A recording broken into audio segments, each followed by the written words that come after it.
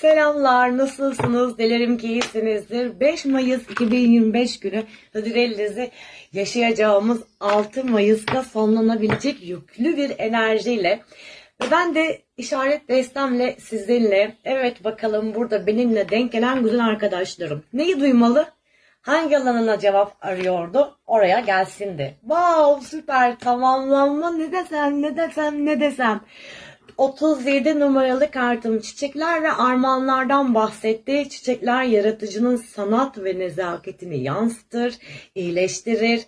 Çiçeklerle daha çok zaman geçir, kendine özel bir bahçe oluştur mesela. Çiçek kokla, sabah uyanınca gül, limon çiçeği ve yasemin yağları kokla.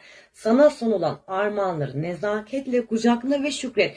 Burada bol bol çiçekler alabilir, armağanlarla birlikte de taşlandırılabilir misiniz? Ben öyle hissettim.